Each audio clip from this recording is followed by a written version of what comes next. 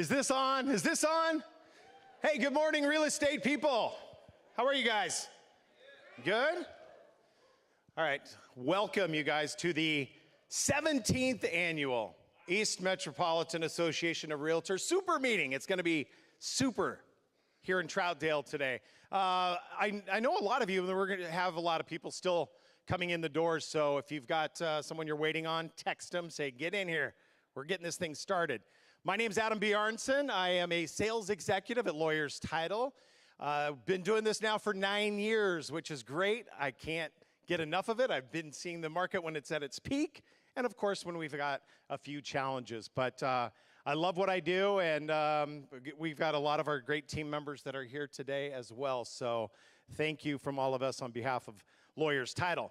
All right, we have got a collection of 6 really incredible panelists today, each of whom is a president of a real estate organization and are all true leaders. And so I'm looking forward to a very lively discussion about the state of our industry and where these seasoned professionals see us heading. So speaking of seasoned professionals, I'd like to introduce a perennially, easy for me to say, positive person, and here he comes now. He is last year's Emar president, Mr. Rod Barker. Give him a hand. Woo! Woo! Hi. How are you? Good to see you. Right here, my friend. Here is the mic. And if you feel that carpet on your feet, that's where you need to be. Okay. All right.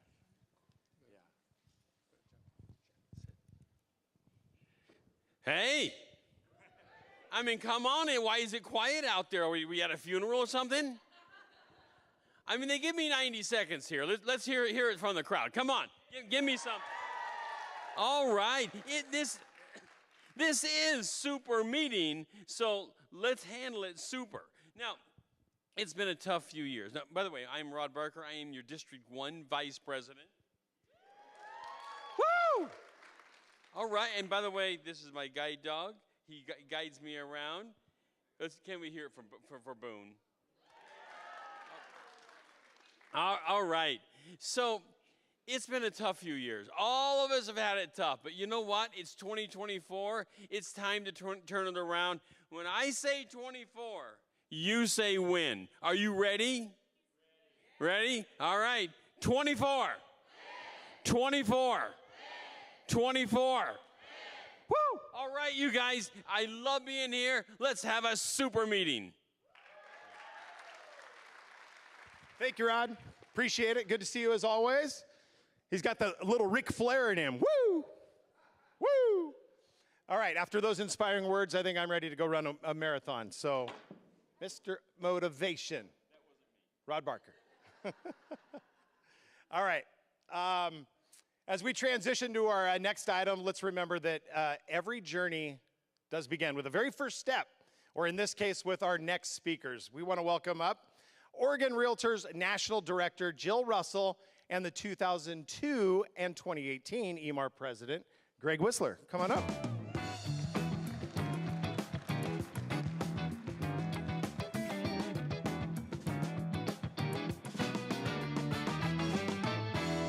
Thank you, sir.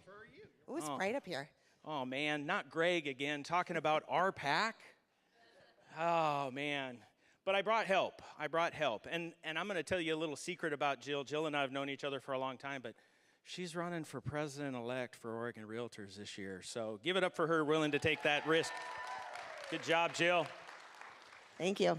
Jill, tell us what made you excited about getting involved as an investor in RPAC? Well, it's I'm going to call it my origin story with RPAC. So in California, we're right on the border. I'm from Klamath Falls, tiny little town. You guys are fabulous up here. We love you. California was going to talk about turning realtors into employees. And unfortunately, we know as California goes, usually Oregon goes and Washington goes. And I didn't want to do this job if I had to work for someone else. So I ended up getting my principal broker's license just to make sure. But then I thought, wait a second. I can't just get my principal broker's license and care about me. I've got to care about everybody. And that's when I knew we had to really invest in our business and look to the future so that we can, handle the legislation that comes around. So I know that they're still talking about turning us into employees at the federal level.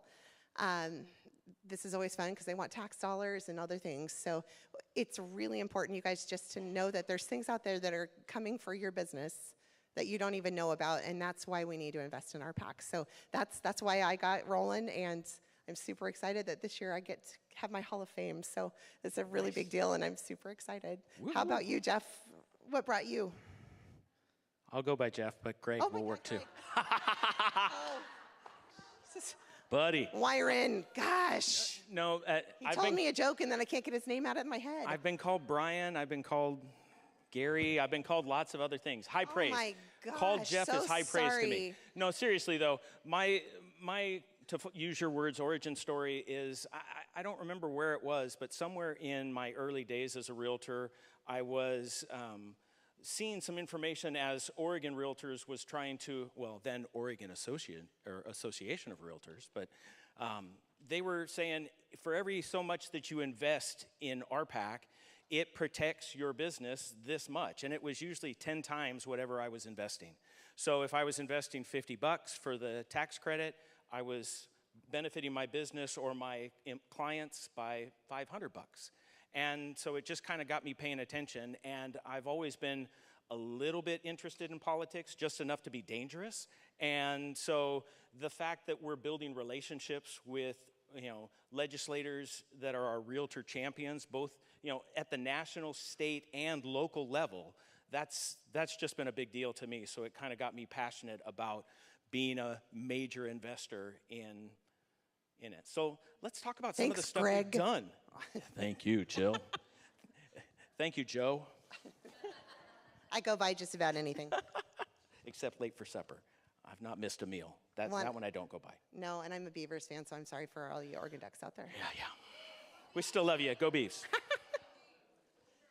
So some of the big wins, just that you guys could be essential employees during the pandemic was a huge deal. Ooh, yeah. Huge Who deal. liked working when everybody else's business was shut down? You could still make some money, huh? Mm-hmm. Oregon Realtors did that for you with their help with their legislative partners. Mortgage interest deduction, they keep coming at us, and they want to take that away. So they tried to take it away for second homes and first homes too. So that's not going to go away. So just know it keeps coming back. It's like a bad penny. Yeah. Who's ever sold a property that needs flood insurance? Do you like that we, work with our partners at the national level to get that extended every year? Yes, it would be nice if they had a permanent fix, but at least we get a temporary fix that keeps us working with clients whose properties might be in a floodplain. But just pay attention because it expires on the 22nd of this month. So if you see any calls to action, just please answer those because it's a really big deal. We want to flood all of our legislators and our national senators and all that with help us because we can't close on houses if we can't get flood insurance. Yeah. How about some stuff at the state level? Whether you're a big fan of our current governor or not, she is very passionate about increasing the housing levels in the state. And so she's been working hard on that, and Oregon Realtors has been working with her and some of our other legislative partners to get that passed, and I believe that they've got that going right now. Yeah, I think if you saw the last Advocacy Minute, do you guys watch the Advocacy Minutes? Yes. I learned something that people aren't scrolling all the way down, so there's really good information if you watch Ashley or someone else on the video that you scroll down and you can get a ton of information.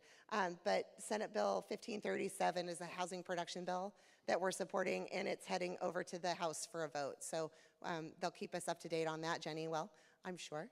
Yeah. Well, and even when we, aren't doing a lot of stuff or seeing those calls to action, you're influencing the local level too. A portion of what I give as a major investor comes right back to our local area so that we can support city councilors and mayors that are running, and we have several different ones that we support in the different jurisdictions that we're in.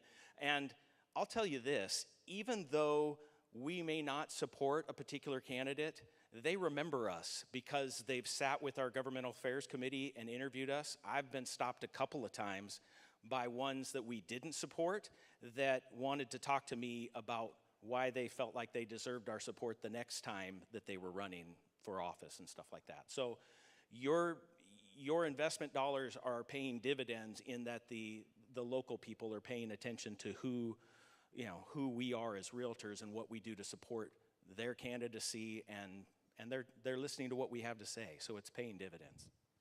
Well, and a big thing I think we forget to tell you is that I know you've heard the Purple Party. We all get sick of hearing about the Purple Party, but we're about 50-50 supporting candidates on either side. Yep. But we want them to support housing-related needs for our clients and for you guys. So just know that this isn't it's a bipartisan, but it's not a partisan issue for us. It's to make sure that you guys can do what you do to the best of your ability every day. And that our clients can keep using their private property the way that they want to use it. I want to take a moment, and whether you're with Emar or Klamath County Board of Realtors or with PMAR or wherever you are, if you're a major investor in RPAC, would you stand so we can recognize you? And I'm going to wave my hand, and I know Jill's going to wave her hand. So stand up. Stand up. I know there's several of Be you proud. here. Come Thank on. you. Nancy, stand up. I know you're there. Hey. Thank you. Thank you for what you do. But we want more. We need more, because it always costs more to get their ear, right? And I probably said this last year, but I hear it often. If you're not at the table talking to them, you're on the menu. So, you know, I invest in Buffini products. I invest in other products to do my marketing and things like that. I consider RPAC an investment in my business because I'm investing in the future of my clients.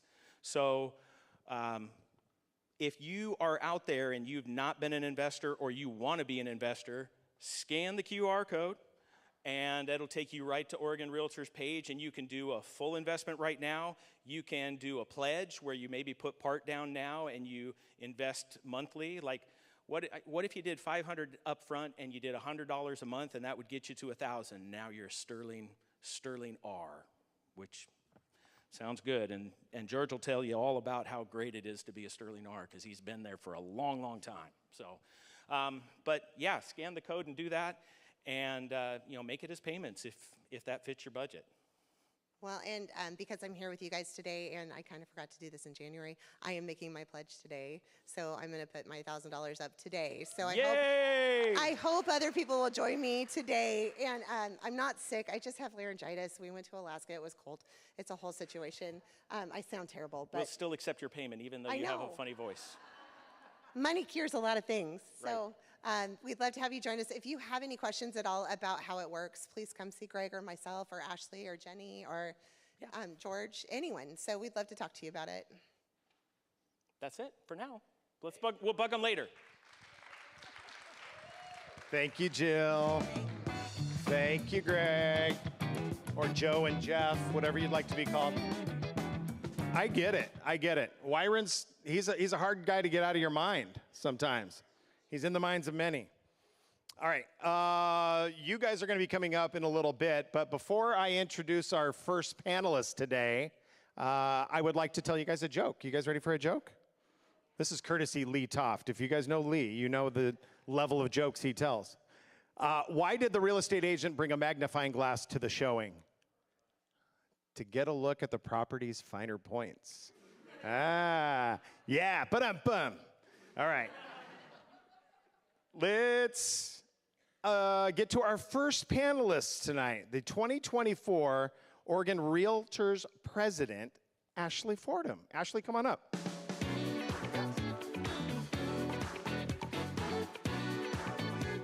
Yeah, I'm good. Good morning, everybody.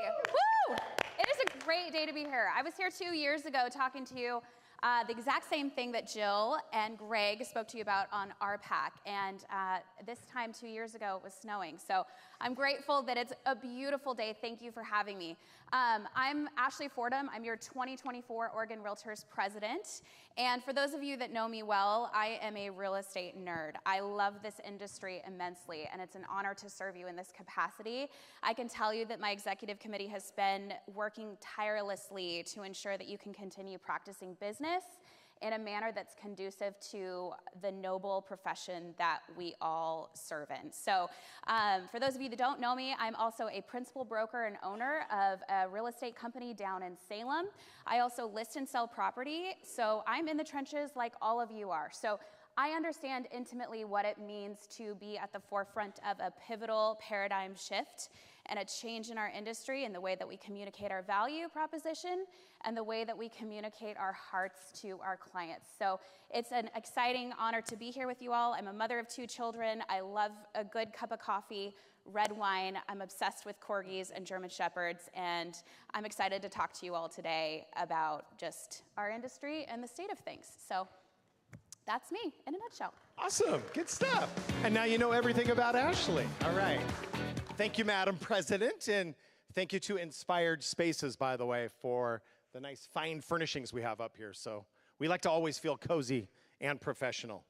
Okay, before we meet our next panelist, an opportunity for one lucky audience member, just one of you, to win a prize simply by being the first to answer our trivia question. Now, we're going to have a few of them scattered throughout today, but we're going to go digital this year. So you need to break out your phone. We're not going to have Michelle Bundy over in a corner. I know the answer. Oh, you're over there today. We did that, I think, 2 years ago, and yeah, it was hard for us to see, first of all, who had their hands raised and stuff. We just said, yell it out. Not this year. So we're going digital. Get out your phones. Get ready to text the correct answer to the number above, and I will tell you it's right there, 503-407-1355, all right? By the way, that is Lee's personal cell phone, and you're going to find out really quick if you've been blocked by him or not. All right, so what you're going to want to do, it's multiple choice. What you want to do is just text the letter that corresponds to what you believe is the correct answer, all right? We've got fabulous prizes. We're going to text you back with the first correct answer and then let you know that you've won. Then prior to the next trivia question, we'll reveal the winner as the correct answer so we keep the program moving. All right, this year's trivia questions are sponsored by John Doerr Custom Barn Doors. John Doerr, your gateway to unique hand-built barn-style doors. All right, here we go. Who can you share your RMLS web login with? Transaction coordinator, personal assistant, managing broker, or nobody?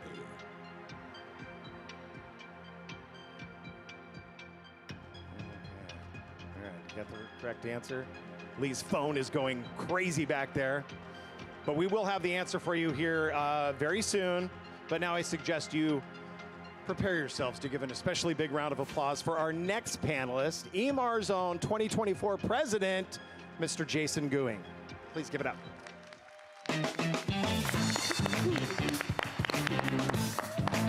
I thought this was karaoke night. I didn't know we were coming up here. Anyway, I think most of you know me. Lee told me to try to talk as long as possible so we can prepare for the next event there.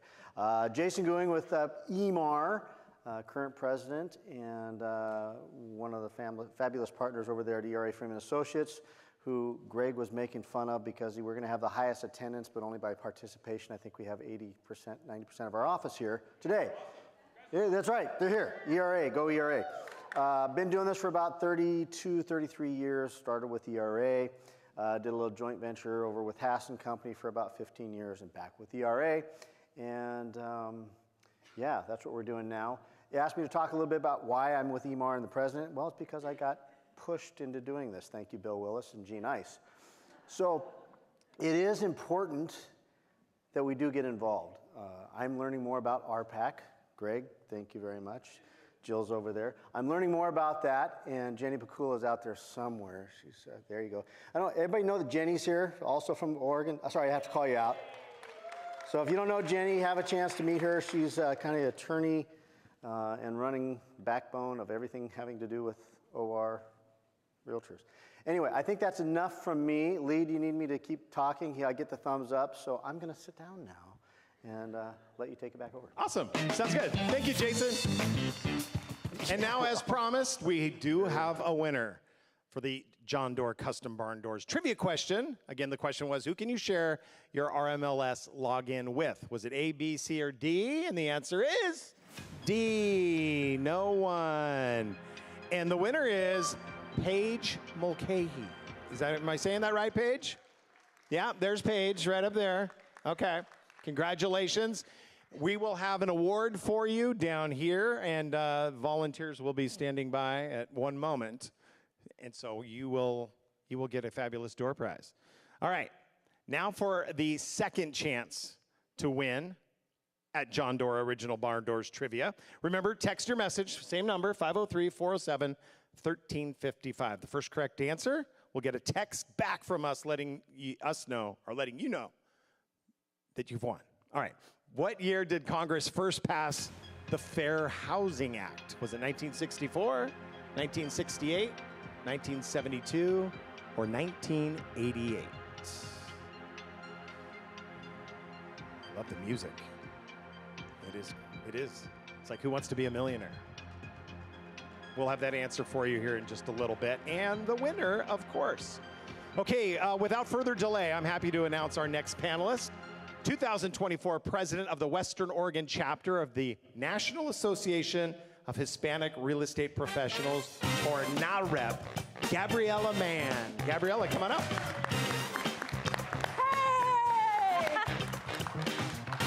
Okay, I had to tell you this. I'm very nervous. Anyway, but I feel super, really super, goes with the title, Super Meeting, right? And I feel very powerful with this microphone right here. Feel like my badge if I go to show houses, like pretty cool. Well, you just said. My name is Gabriela Mann. I'm the founding president of NAREP Western Oregon. And if you don't know what NAREP stands for, it's the National Association of Hispanic Real Estate Professionals. NAREP is by trade the largest association of Hispanic in the country. We have over 40,000 members, over 200 chapters in the country. And the initiative to bring this chapter to Oregon really is dear to my heart. I am an immigrant. I moved to the US in 1996. I was born and raised in Mexico. I came to this country as an adult. So I really had to do a lot of the things that many of you take for granted. So I really value when it takes a lot to be standing in front of you, and it takes a lot to become a homeowner, especially for our communities that are underrepresented. Dear to my heart because in numbers, Hispanics are the largest minority in this state, but yet we represent only 9% of the first lien application for mortgages in Oregon. Being the largest minority by population, we're still the lowest in rates for home ownership. And with that, there is a great opportunity for companies, for realtors, for mortgage, for escrow companies to really become understanding that the numbers are gonna keep getting bigger and bigger. So that's my speech regarding NAREP. About me, I'm married. I have been married almost 28 years. I had to tell you a secret. I'm gonna be 50 years old next month, and they're like, oh my God, can you believe this? I'm gonna be half a century old.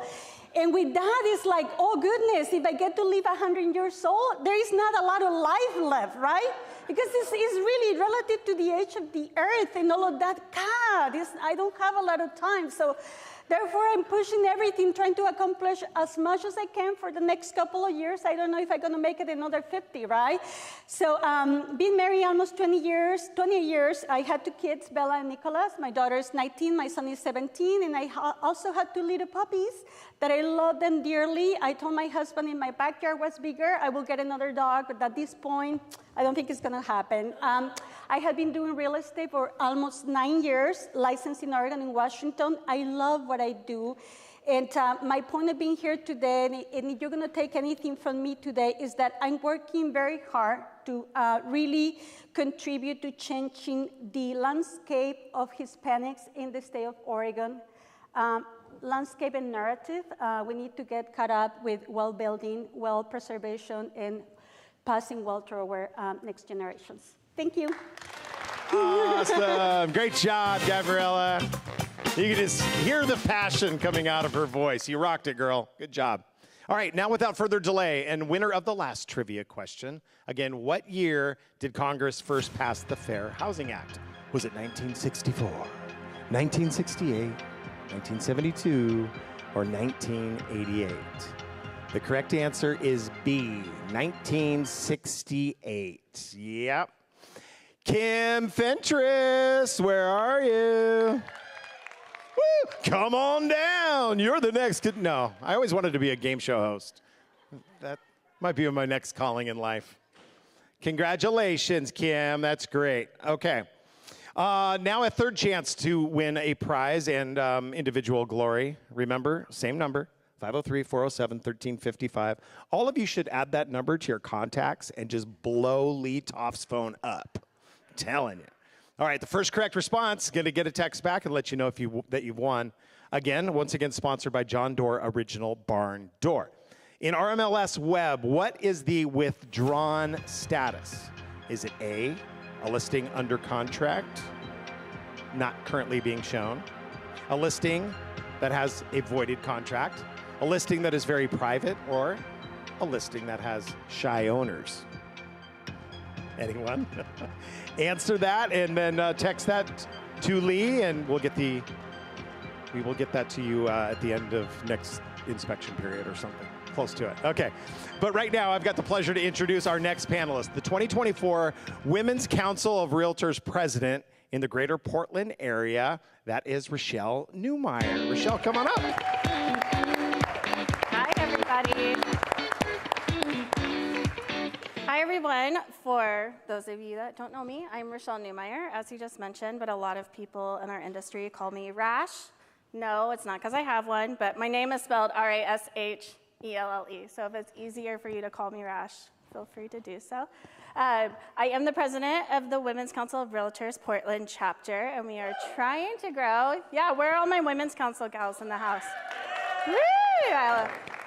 So we are trying to grow across the state. So if there is a need in your area that you would like to see a network pop up, we're working on Klamath, Salem, and the coast. So we would love to see more volunteering and more participation and growing women in our industry and in leadership positions specifically. One of the reasons I got involved with women's councils because it was an avenue for me to help our industry. Collaboration over competition every day is how I feel about us and our industry. So if you're not interested in women's council, there are so many other great groups like NAREP, the Realists, the LGBTQ plus community, ARIA. So there's some really great ones, and Oregon Realtors, Emar, PMAR, YCAR. Just get involved at any level, and you can get involved just by volunteering for like an event like this, like setting up a table, or eventually then like leadership too if you want. So that is my spiel. Do you need me to keep talking? I have a mom of one. She's 8. She's hilarious. If you follow me on social media at Realtor Rochelle, you'll see all her funny videos. And yeah, I think we're good to have a winner. Good job. Yeah? Okay. You're going to be doing plenty of talking through the course of the program today. So thank you, Rochelle. All right. We do have one more trivia question for you. However, it will not be the last opportunity for you guys to win prizes and glory. After the panel discussion concludes, we're going to be raffling off the prizes that you've seen and admired out there throughout the entire hallway. But now, as promised, the answer to the previous trivia question. Can I get that music again, please? It just does it. In RMLS Web, what is the withdrawn status? Is it A, a listing under contract not currently being shown? B, a listing that has a voided contract? C, a listing that is very private? Or D, a listing that has shy owners? The correct answer is A listing under contract. There you go. Okay, the winner is Cecilia Zepeda. Cecilia, where you at? There, over here. Okay, you don't have to come up yet, but please just know you will have. Oh, you do have we do have your fabulous door prizes. Kim, we'll get you guys both. Not the first one? You already handled that. Okay, awesome. And Mary, right? Yes, correct. Give it up for Mary, you guys. Mary's going to be working hard volunteering her. Help us out. There you go. Okie dokie. We are moving on to test your knowledge of East County trivia. One final time today. We've got this last trivia challenge for you, all right, at least for now. Again, same number, text it to. If yours is the first correct answer, you're going to get a return text. Let's hope for it. All right.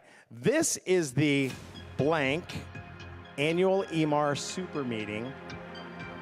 Is it A, the 3rd, B, 17th, C, 18th, or D, 19th? If you guys were here when we started, I said it right off the top. See if you guys can remember that. All right, we're going to get back to that shortly and reveal the winner. However, at this moment, I am pleased to announce our next panelist, the Home Builder Association of Greater Portland Board President, Mr. Jeremy Osterholm. Jeremy. Hello. Thank you for having me today. I'm Jeremy Osterholm. I'm a second-generation home builder, Ostercraft Homes, and I also own 1915 Excavation, an excavation firm we started a couple years ago, and I'm the current board president of the Home Building Association of Greater Portland. I've been doing this for 30 years this June. I started building, so quite a while. I've probably met a lot of realtors in this room, and I'm looking forward to meeting more of you. I'm a father of 2 beautiful girls and been married almost 25 years, and I am an Oregon State fan, so I heard Go Beavs earlier. Yeah, so that's a little bit about me. I'm not as energetic as some of these people up here so far. You guys are amazing. I need to maybe have an extra cup of coffee today. But thanks again for having me. Thank you, Jeremy. Hey, I grew up on the Oregon coast, and there were a lot of Osterholms down there. So you're Scandinavian. What country? Sweden. Sweden, okay. Icelandic over here. There we go. All right, good. Any other Scandinavians in the crowd? You can give it up for yourself. Yeah, good. That's what we do here in the Northwest. All right, now let's reveal the answer to the final John Doerr Custom Barn Door trivia question. Which year are we in the Emar Super Meeting? Is it the 3rd, the 17th, 18th, or 19th? Survey says, yep, B, 17th. 17 years we've been doing that, and the winner is Annie Lee. Annie, come on up. We've got a fabulous door prize over here for you. $1 million. All right, now I have the distinct privilege to introduce our final panelist. He's also going to be our moderator tonight, along with many other illustrious titles. He is serving as the panel moderator tonight. He is so good, he's already on his way up. You know him, he is a man who Greg loves... Whistler.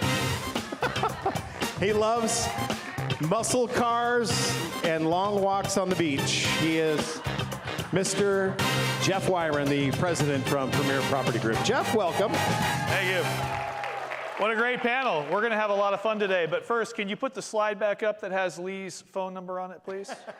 Seriously, I'm not joking.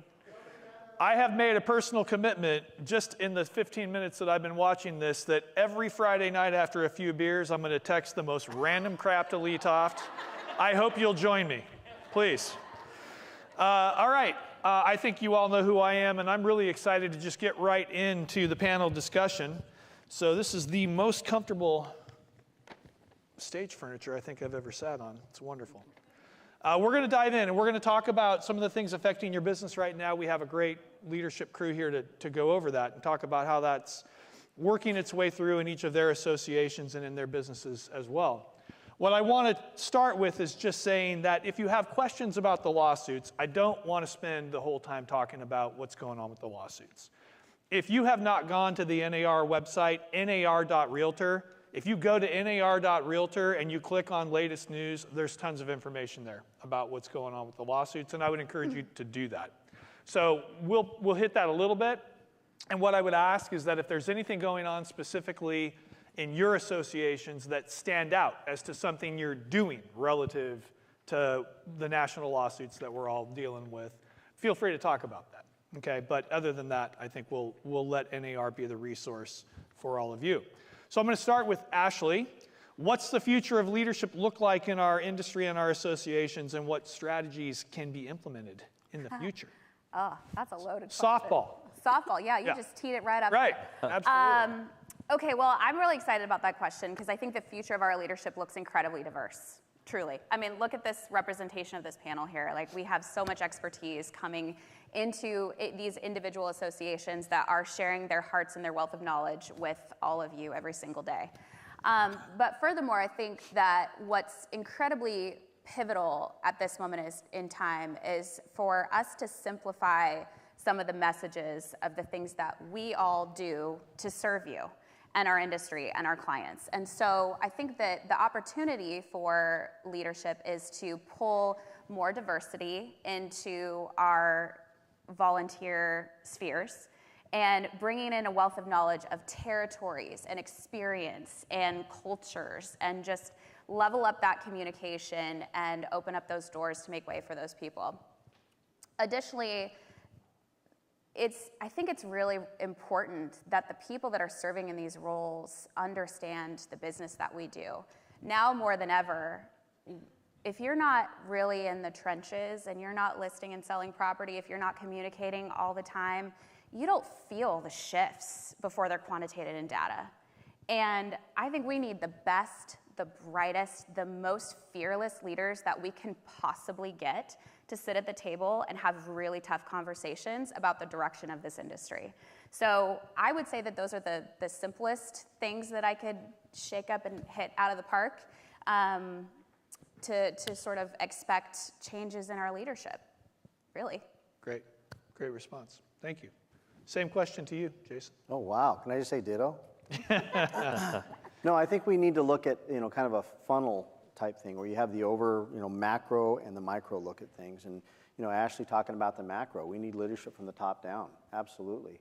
From the micro standpoint, I think it's crucial that we remember that even though we have all this technology, and those that know me well know I'm a technology geek, I love it, I have to have the newest and greatest of all times. My family, kids make fun of me all the time.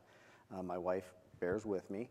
But the real grassroots, what we need to do, the micro part of it, we need to talk to people. We need to get face-to-face with individuals. And unless you're sitting eyeball to eyeball, belly to belly with somebody, you're not going to do the business that we need to do.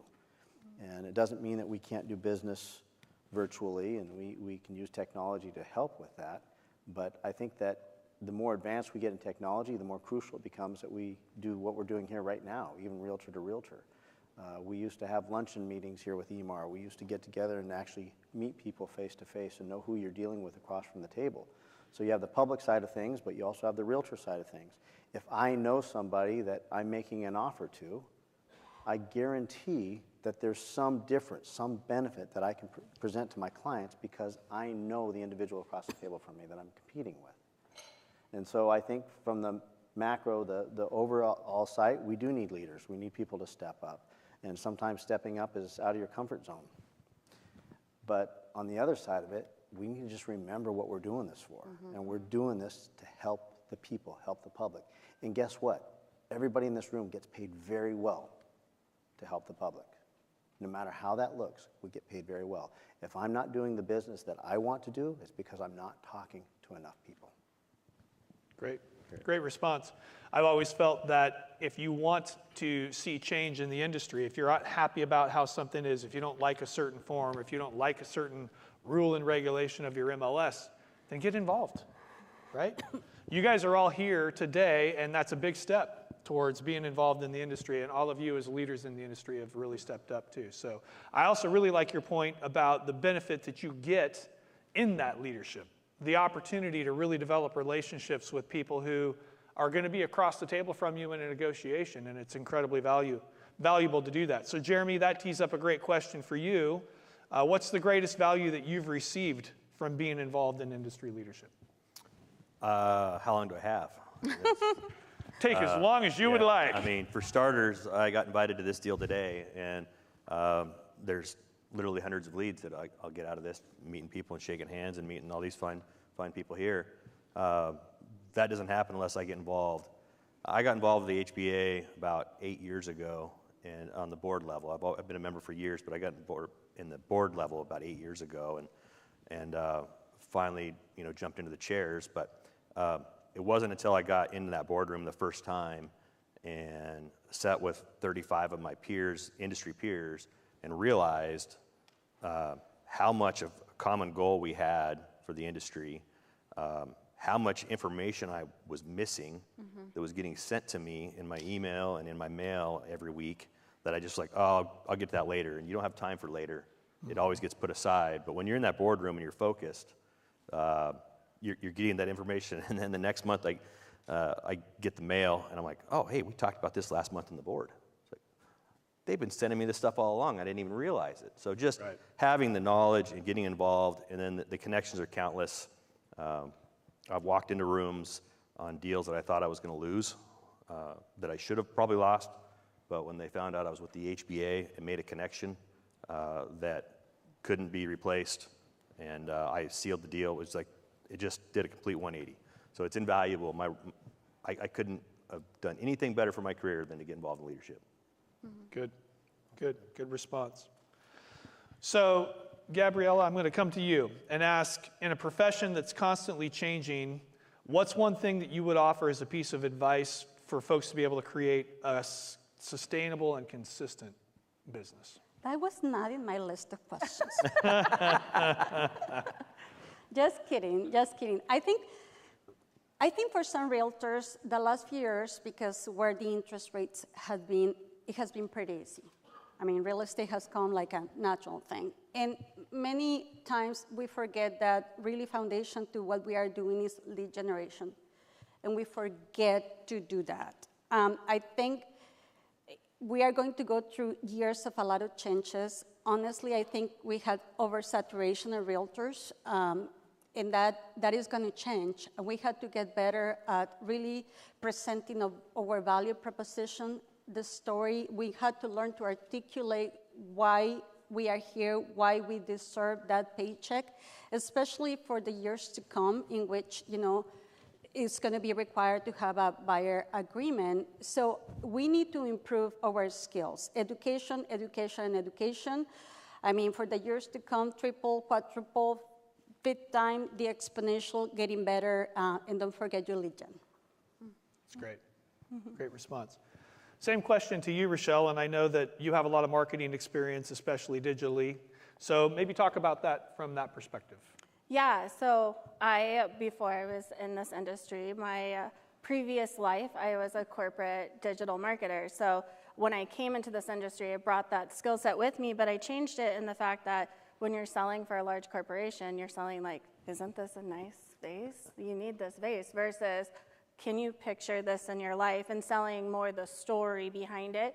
I think that's in real estate, we get away from that sometimes. We're so quick to be like, sold in 2 days, 50 over, blah, blah, blah, I'm a show pony. Instead of like, this couple just got their first home and they're gonna raise their baby in it and it's gonna be amazing. And they grew up in this town and they're back for the first time in 20 years and blah, like that's so much different. So fall in love with what you're doing as far as serving your clients and educating your clients also, but and sharing that.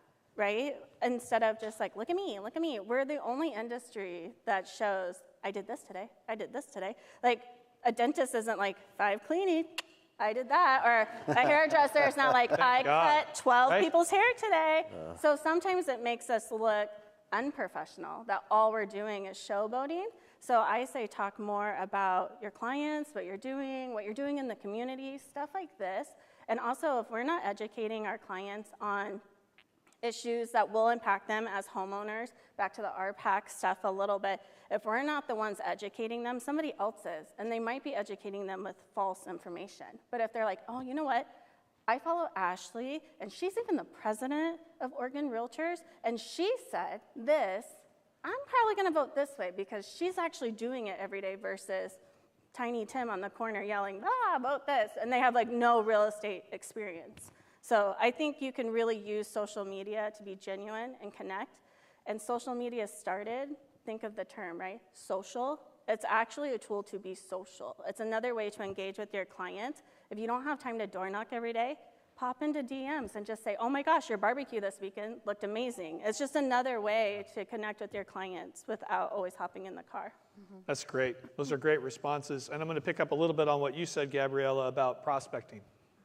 And I think no matter what changes happen in the industry, no matter what it looks like, that's the name of the game, right? We're in a prospecting business, and that's one of the key reasons why agents don't last in this business.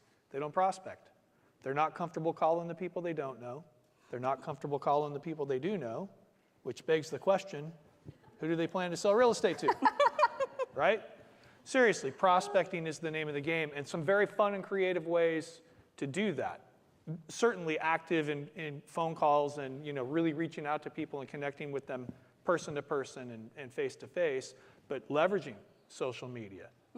I recently heard that it's almost more important what you do on social media in liking and commenting on other people's posts than what you yourself post.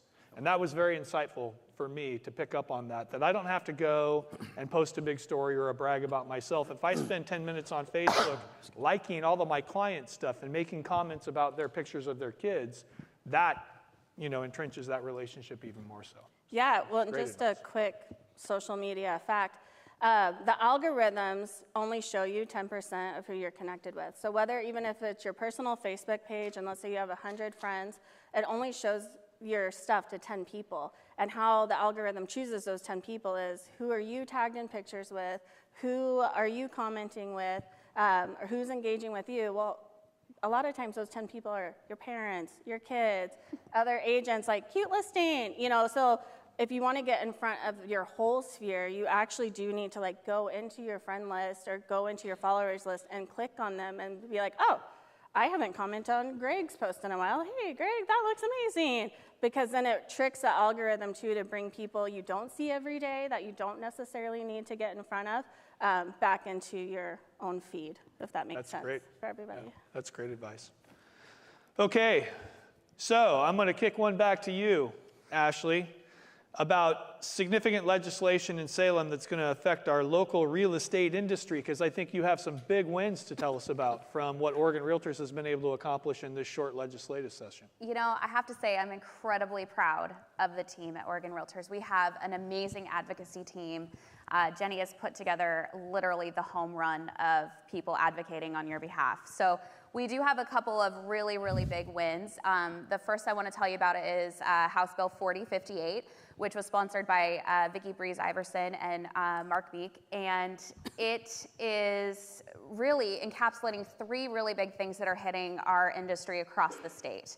The first is the 40-year right to list listing agreements. I'm sure you probably have seen those in your marketplace. So we've limited those listing contracts to 24 months and eliminated the right for them to buy a listing right. Okay, so that's really exciting. So that was really impacting senior citizens. We were backed by AARP. We had a number of other really large companies and corporations that really were sponsoring that bill, and we're very excited about that. So that's fantastic. The second thing is wholesaling. I'm sure you have wholesaling up here in the Portland metro area. No, it never happens here. No. But we have put some parameters around wholesaling. It's not that we want to eliminate that practice, but what we want to do is make sure that you're registered with the state and you've got some parameters around that activity. Appropriate disclosure so that consumers are not harmed in that process. Making sure that those wholesalers are registering with the agency so that they can track and be responsible for those individuals. And then last but not least, of course, is our buyer representation agreements. So this House Bill 4058, they will be mandatory as of January 1st, 2025. So all of those three things encompassed in that House bill passed the House and the Senate. So it is awaiting the governor's signature, and it's an incredible win for our industry and for clarification. I know we're not going to talk about the lawsuits, but really what our clients and consumers are asking of us is choice and clarity. And that bill is such a huge win for us as professionals to ensure that we are leveling up that communication and putting some parameters on some of the bad behavior that was not being disclosed in our industry and was wreaking havoc on our consumers. So I'm very excited about that. In addition, we had a couple of other things. The governor's bill, which we kind of touched on, we were a big proponent and supporter of that to ensure that we can get some more housing, which, I mean, we're probably going to talk about the urban growth boundary here today, but it's important that we make sure that we have the infrastructure to continue to build. We have an amazing state, and we should have enough opportunities for people to purchase property. That is the fundamental dream. We've got to make sure that it's affordable and equitable for everybody across our incredible state. The last and final thing that I'll touch on is the first-time homebuyer savings plan, which was actually a House bill from 2018 that we are working really closely with to make sure that we expand that to different banks and credit unions so that it's accessible to everyone. So I'm really excited about the advocacy wins that we've had, which is why your RPAC dollars are so incredibly crucial. So if you haven't received your link yet, it should be in your inbox. Check your spam. Our advocacy team is man, they are on it. Jenny, our CEO, has had lunch with the governor to help just establish relationships. And the fact that we've got 3 incredible bills that are advocating for you as an industry, but also your clients and consumers, is just a home run. So I'm super, super excited by that progress, and you should be too. Awesome.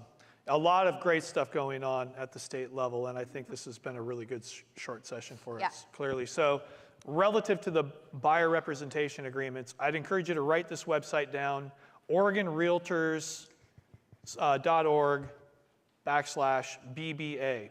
And if you all look every Friday diligently, I'm sure, when you get the email from Oregon Realtors with the weekly update, they sent out something last week that was a resource page, a resource guide for how to talk about compensation with your clients. Fantastic tool.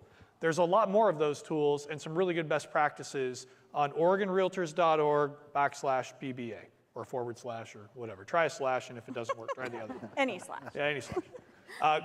Great resource for you. So thank you for that. I want to come back to you, Jeremy, and talk about some of that legislation in maybe opening up some of the urban growth boundaries or letting cities and jurisdictions make that decision. How do you see that actually helping us create some inventory? Do you see what's happening on the desk of our current governor actually bringing us some inventory that you can build on? I do. I agree this was a good short session for all of us in the industry. I think this helps the smaller cities quite a bit more than the bigger cities. People on the outskirts where they're tight, on where they can grow, and they can go in and add 100 acres in on a one-time exemption. And they can do that every 10 years without having to go to Metro. This is a Metro cycle year, so they are voting here in a couple months on what they're going to do. We'll see. They came and spoke to us here at our last board meeting. But I think that there's some good things in there for the urban growth boundary. I think that there's some opportunities with the infrastructure part of that bill, where, again, smaller cities, Damascus is a good example of that. If they would have had that money a few years ago, who knows what would have happened out there. They just didn't have the infrastructure to grow. They're already in the UGB. They just needed the infrastructure. This bill provides some of that money, and we'll see what happens in some of these outskirt areas. A lot of great positives in the bill, in my opinion. Yeah, very excited about that. And I hope that some of the changes will be able to create the opportunity for us to bring some inventory on sooner, right? Yeah. I mean, it's a 36-month cycle. Well, and here's the thing. So I don't know if everybody knows or not, but the governor put a panel together of about 22 people in the industry, and it was only industry people. They excluded the cities and counties from the panel. It was builders, developers, realtors, engineers, architects, everybody from the industry. We had 4 represented from the HBA on that board to get our opinion, going to the source of housing and wanting to know, hey, what do you all see in housing? I don't want to ask the city what they think. I want to ask the industry people what they think. We've not had a voice like that before, and so that was reassuring just off the get-go. Short session, next year's long session, I talked to Oregon HBA President Justin Wood. They're already invited back. The panel's coming back next year. So they're going to be able to gauge what's happening in the bills that are being signed this week, in next year's session, and be able to pick up and run. Awesome. That's very exciting. All right, I'm going to switch gears, and I'm going to kick one to you, Jason, about AI and how that's affecting our industry. And if you're using AI and what you're doing with it, and you should try this. You can write your own country song with AI, can't you? Ask Greg. You can even put hair on a bulb. You know what you get when you play a country song backwards, don't you? Yeah, you get your house back, you get your dog back, you get your car back, all of those things. Truck back, not car, truck.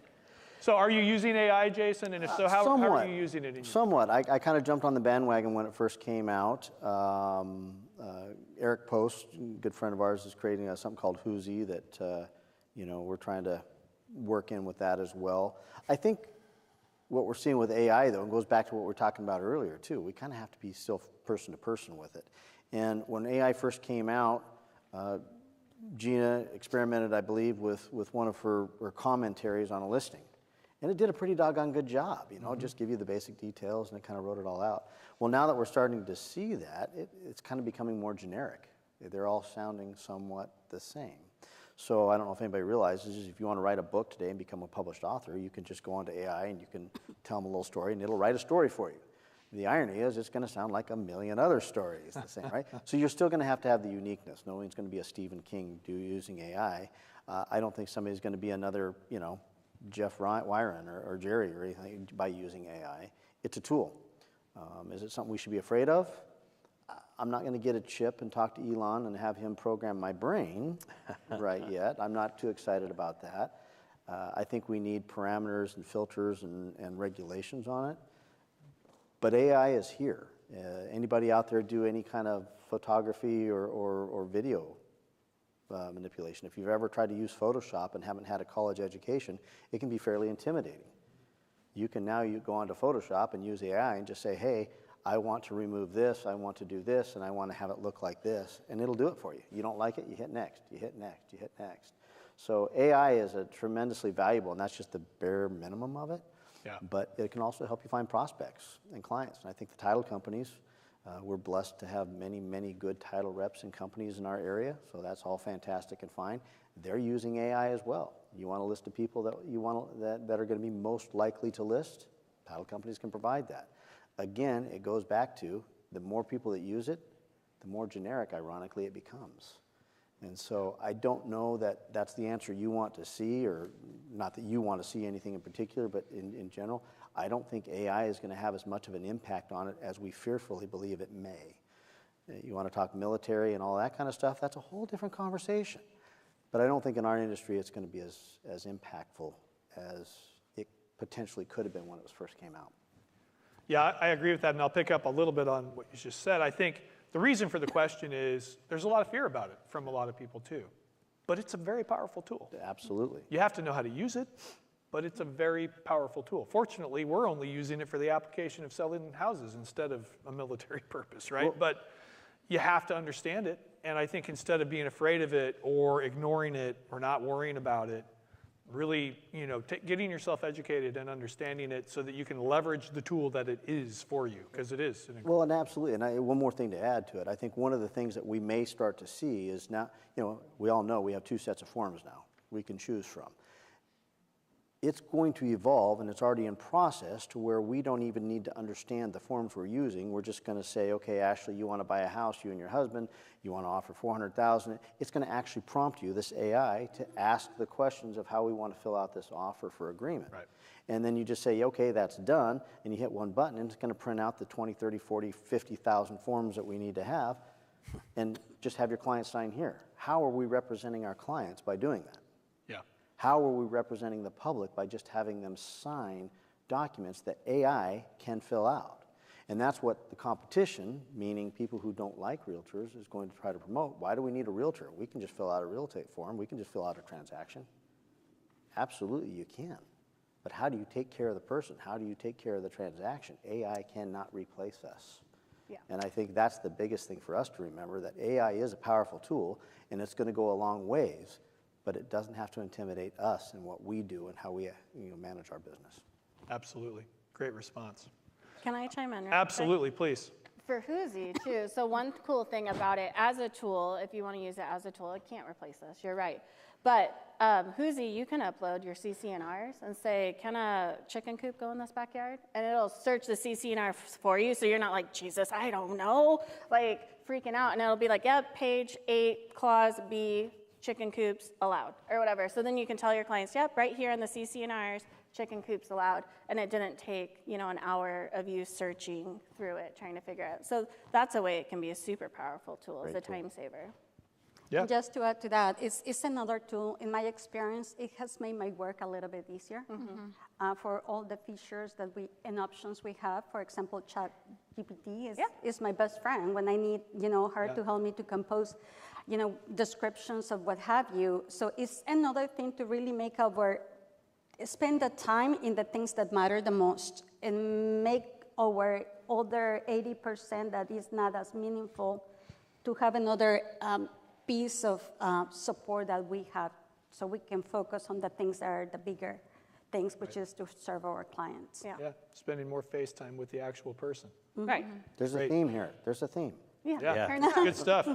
We're in the people business. Weird. So back to you, Gabriella. What skills and talents do you think are going to be most important for realtors to master over the next 5 years? Or heck, even over the next year would be fine.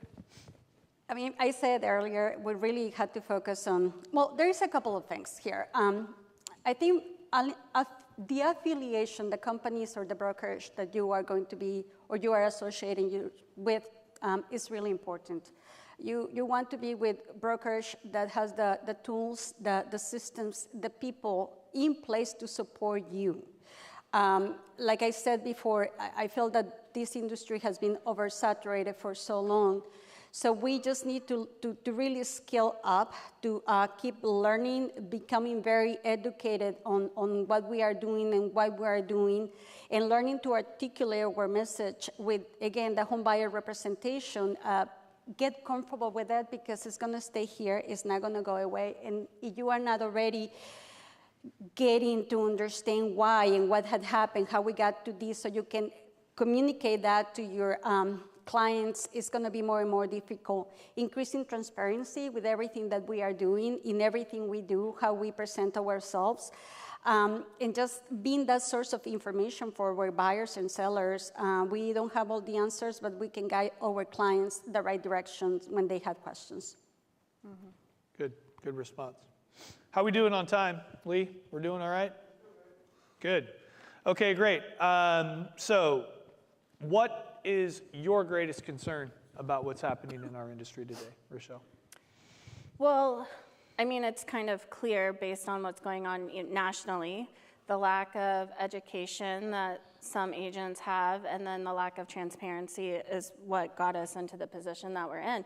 So one of my concerns is, how are we changing that, right? Which obviously isn't an issue with anyone in this room, because if you're in this room, you care about education and you care about knowing what's going on within the industry. But how do we take what we learned from this room today outside, right? To our brokerages, to our friends in the industry, to new agents that maybe don't have mentors yet. Like, how do we help guide them and make sure that they're representing all of us well in anything that they're doing?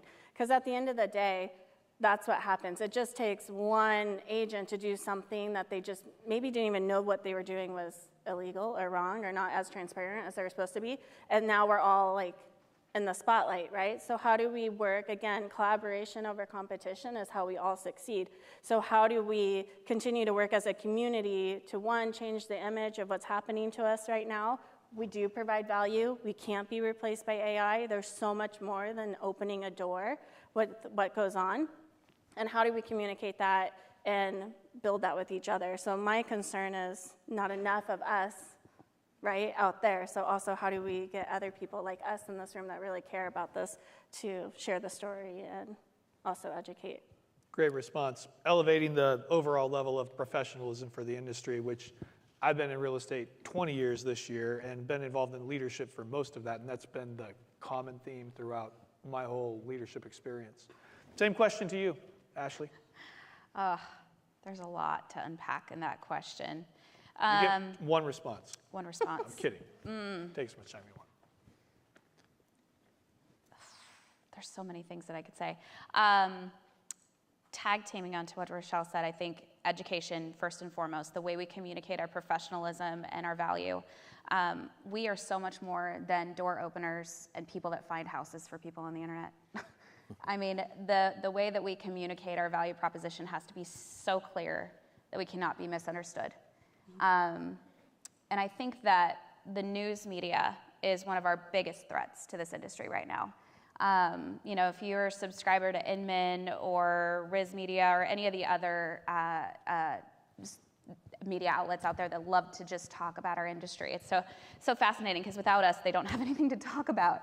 But yet they're so eager to throw bullets and circle the wagons and shoot inward, which is so interesting to me.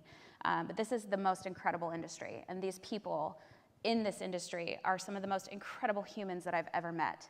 And we have such a unique opportunity to sit across from people at their kitchen table, and they welcome you into their home, and they're asking you to help them get to the finish line. And tell me that there's not a more noble act of service I mean, you are inviting people into their families and lives, and like it's just so the media, I think, is the biggest threat that we have to our industry, and we combat that by being who we genuinely are. And we combat that with this level of professionalism and communication that you just can't beat. And I think that it's on all of us to show up differently and to speak differently and to learn more and to be so knowledgeable that our value is never questioned. Because what we do is challenging. And we know that we're more than just opening doors, and we know that we're more than just putting a listing on MLS or finding a house on the internet. You know, what we do is just incredibly noble, and we've got to make sure that we change that narrative. And we cannot let the news media define who we are, really, is what it comes down to. We just need to be so committed to that thought process and that communication that you can't argue it. Yeah, good, yes. For me, affordability we are in a housing crisis. We cannot deny that, and for me, that's really the biggest challenge. If how is possible that a family that has a household income of 100, 110, 120,000 a year cannot afford to be a homeowner? Right.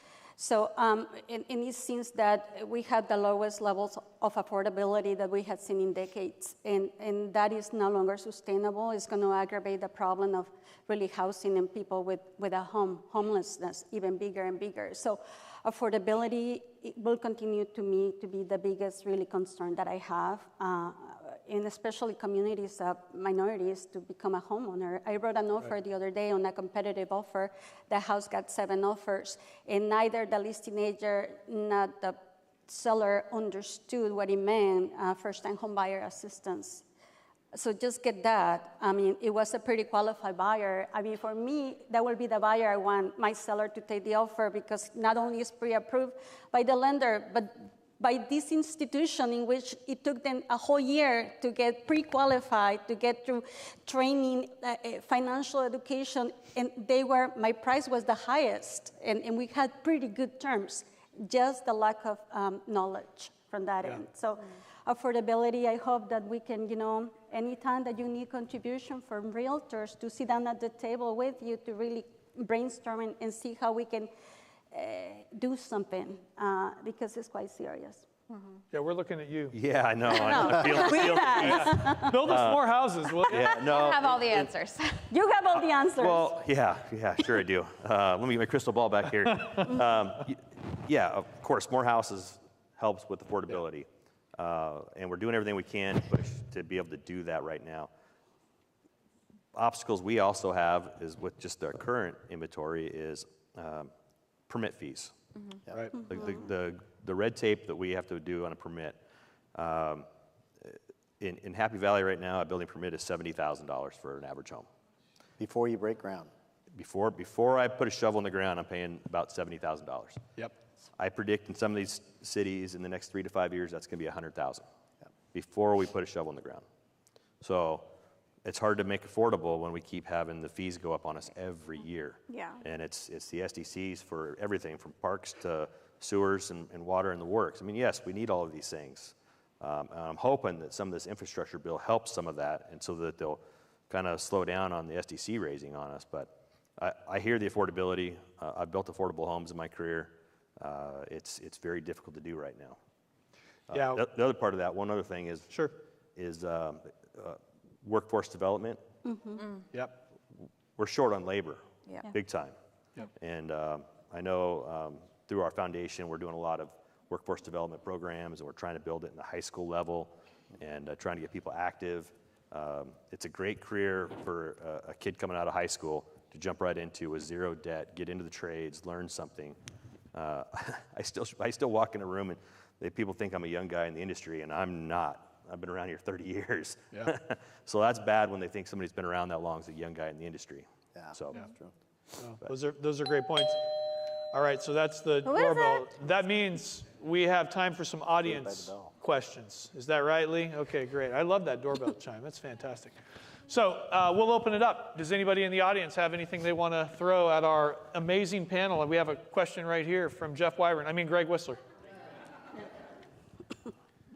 Thank you, Greg. My question, Jason, you talked a little bit about AI, and I agree with you. We need to kind of play with it and be a little bit familiar and understand. But one of the things that I had an agent show me in one of our meetings was AI voice-assisted conversations where they're soliciting for listing leads and stuff like that to help an agent out. And what we heard in the call was this AI voice that was pretending to be from Brand X Realty and calling on what happened to be a listed property and saying, oh, our agent team usually has 2 to 12 offers by this time in our marketing of a property in your neighborhood. Why doesn't yours? It was it kind of felt subversive of the listed property and kind of a violation of code of ethics and other things. How do we manage that? And you may not have the answer. Maybe this is a I have an answer. OR, but but yeah, how do we manage that with people that are not licensed realtors doing these businesses that are supposed to be a benefit for us? First of all, it's a great question. It's a great concern. I mean, even from a individual safety standpoint, right? We talk about safety and train on safety and whatnot. You know, people can imitate your relatives. And so we can have a whole other conversation about what you should be doing with your family and preparing your friends and whatnot for that. But they just passed a law, I believe, on the federal level that's going to change all of those marketers. So you're paying for these leads, not you necessarily, but generically. Companies are paying for these leads, teams are paying for these leads. They just made it where now you cannot cold call, even if they're not on the do not call registry, if I understand the bill correctly.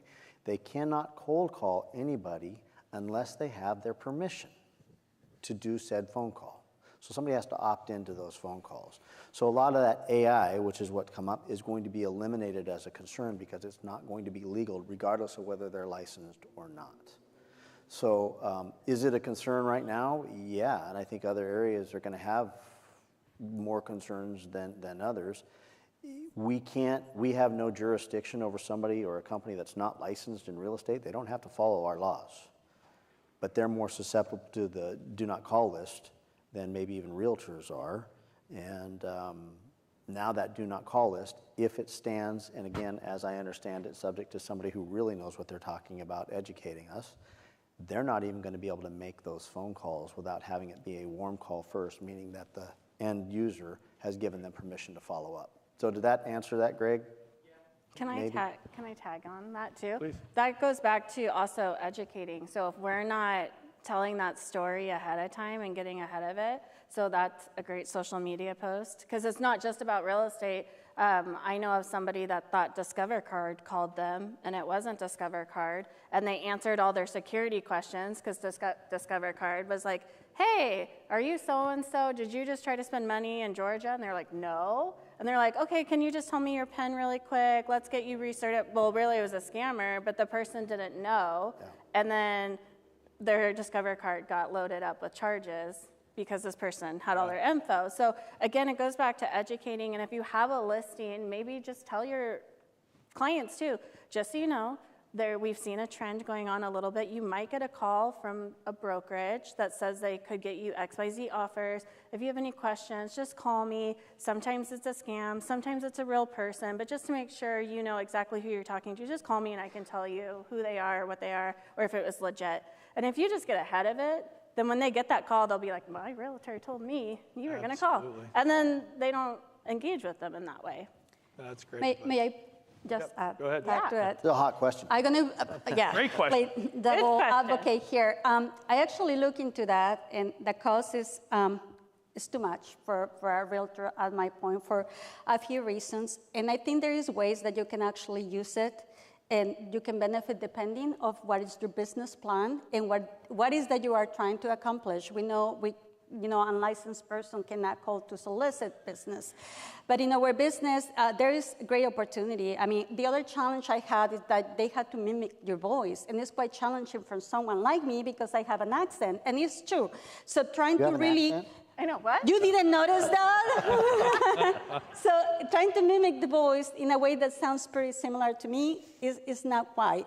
But I think really, you look into it for the right reasons, depending on, again, what is that you are trying to accomplish, that can be great benefits. So I can see that for big teams, like, they are in big production, that they can really leverage out of that.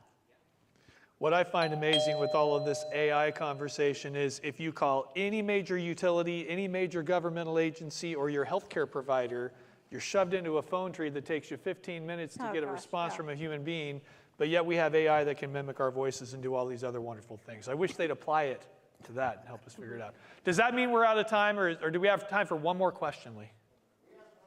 We have time for one more question. Does anybody out there have a question? Back there. Oh, there's one in the back. One in the back. All right. And one in the front. Well, we got time for one more, and she's first. Sorry. So arm wrestle. Yeah.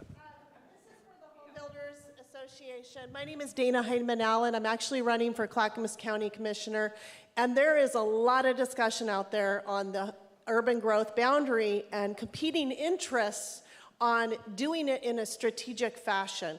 Have you discussed, and then systems development charges are out of hand, of course it gets delivered onto the consumer.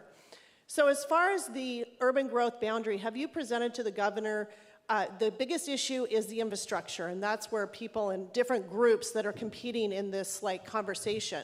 Have you proposed that she has some strategic release of areas to where it doesn't have to be in a complete expansion, but incremental expansion on areas and make sure that infrastructure is in place? I believe we have. I don't want to commit fully on that, but I believe we have. I know that that was part of the panel discussion this last session. I don't know the outcomes of it. I wasn't in the room. I know that we also met with Metro on the February 22nd at our board meeting, and they came in and gave the whole layout. I was able to talk with one of the commissioners afterwards on that. They seem to be more committed to maybe upping their I think it's a 2-year cycle, trying to up that cycle a little bit. I believe they're getting a little pressure from the governor on that. I can't confirm, but that's my feeling. It's tough. I mean, we've got Tigard just went in what was it? No, not Tigard. King City. King City. I mean, they pushed to get it, pushed the UGB, and they got removed from office. So it's like we're running into obstacles everywhere we go. But I agree there needs to be a better strategy on it. I don't know what that answer is. Love to talk to you about it, though. Great. Okay, I think we're out of time, right, Lee? So thank you. Let's hear it for our panelists. Great conversation. Thank you all very much. And thank you for the opportunity to present all of that information to you. I hope it was worth your time, and I'm sure somebody's going to come up and tell us what happens next, because I don't know. I think raffle prizes. Raffle prizes? Hey, that's my so job. Don't go anywhere. All right. Sit down. The show's about to begin. Oh, we got to sit down. All right. We're done, right? Give it up for the president's panel, you guys. Thank you. Great work. I am certainly learned a lot, informative, compelling, all of the above. And yeah, I feel just a little smarter just for breathing that same rarefied air as you guys. So round of applause once again for these guys. They have some of the best in the industry for sure. Okay, we've just got a couple more things, you guys, and then we'll turn you loose. But obviously, I think a lot of us are very encouraged by what we've learned today and what we've heard. I'm looking forward to a good year with robust activity. And now let's welcome back to the stage Jill Russell and Greg Whistler, their alter egos, Joe and Jeff.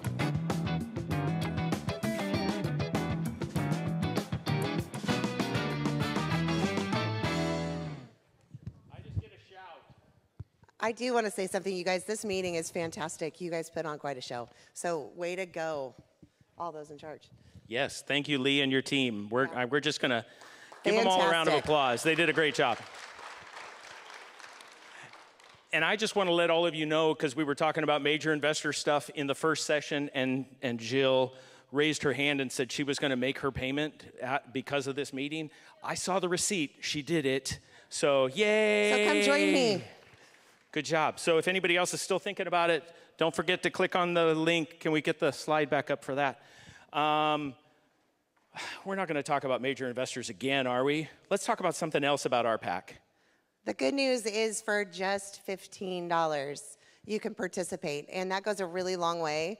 So just like going out for a McDonald's hamburger anymore, it's about $15. It's Something like ridiculous. that. It feels like, geez, Inflation's good terrible. Lord. But Or just peak pricing. They've been talking about that at some of the restaurants too. Crazy. peak pricing? Yeah. Surge pricing. No. So. So for just $15, you can invest in your business and invest in advocacy at the state level. And what you heard from Ashley today and from their other panelists, there's a lot of things going on, but locally, you know that you have things that are happening here. It sounds like the UGB is a big deal here. We've got plenty of land in Klamath. Come down and build. But that's a big deal locally. At the state, we've got so many things and that we've got so many wins, so that's great. But like Greg said earlier, if you're not at the table, or if you're not sitting at the table, you're on the menu. We don't want to be on the menu. So $15 today, you can scan that QR code and just contribute $15 today. And that really goes a long way in supporting us, in supporting the candidates, and supporting the different, all the different legislation that's coming through. Yeah. So who's heard the term many hands make light work? So that's what your $15 is. If it's not in your budget to be a $1,000 or more major investor, well, maybe you're just doing $15. Maybe you're doing $25 or $50. I know we had a few people that contributed in those ranges last year out of this meeting, and I'd love to have you scan the QR code or scan the code on the back of your program today for the trade show. They'll get you to the website where you can make a major investor contribution or a $15 investment. So there's options there. Just invest in your business. And then I'm going to give you two different places. So Oregon Realtors has phenomenal information on their website. So if you go to advocacy on the Oregon Realtors website, you can see all of the bills that are happening right now, where they're at in the process, or you can watch the Advocacy Minute. Or if you go to nar.realtor/advocacy, you can see all the things that are going on at the national level and what they're really doing to protect us in our industry. Perfect. I think we'll just turn it back over to them to do some raffles and stuff like that. Good luck, everybody. Thank you. Thank you, guys. Appreciate it. All right.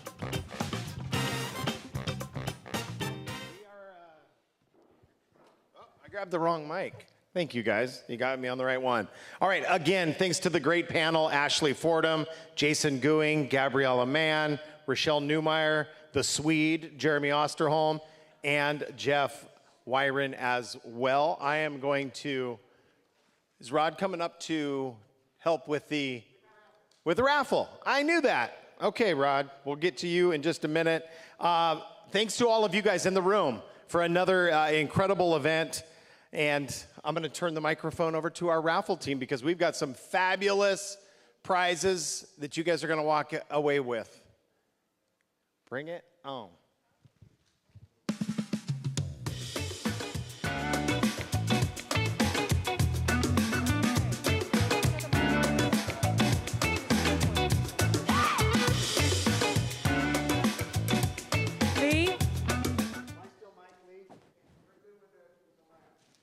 Okay. Oh, yes, I guess I am. All right. Can we have another round of applause, though, for Lee and his team to put this